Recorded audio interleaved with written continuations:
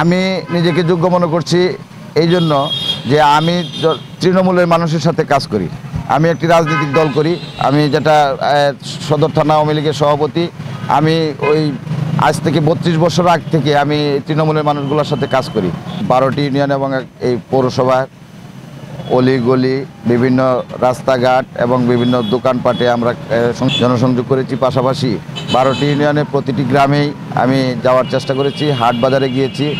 জনগণের ব্যাপক সাড়া আছে। আপনারা জানেন যে আমি বিগত 16 মাস এই নেত্রকোনা সদর উপজেলা পরিষদের দায়িত্ব পালন করেছি।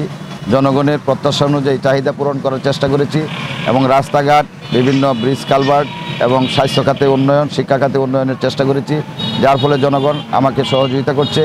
এবং আপনারা জানেন যে আমি নেত্রকোনা সদর উপজেলার চেয়ারম্যান হিসেবে স্বাস্থ্য ও পরিবার পরিকল্পনা দপ্তর থেকে নেত্রকোনা জেলার এবং ময়মনসিংহ বিভাগের শ্রেষ্ঠ চেয়ারম্যান হিসেবে 2023 সালে নির্বাচিত হয়েছিলাম। যে আমি তৃণমূলের মানুষের সাথে কাজ করি, আমি একটি রাজনৈতিক দল করি, আমি যেটা সদর থানা আওয়ামী লীগের সভাপতি।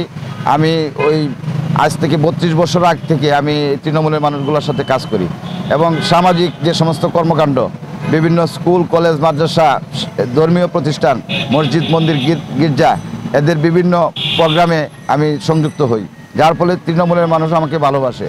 আমি তৃণমূলের মানুষের সাথে একাকার হয়ে গেছি। সিদ্ধ করছি যে আপনারা নিরাপদে ভোট দিতে পারবেন, কোনো ধরনের কোনো শঙ্কা থাকবে না।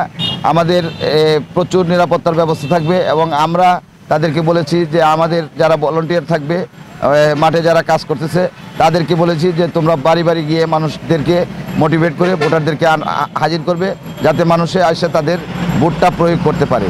এবং এই নির্বাচনে আমি আশাবাদী যে আমাদের নেত্রকোনা সদর উপজেলায় 60%-এর উপরে ভোট কাস্ট হবে।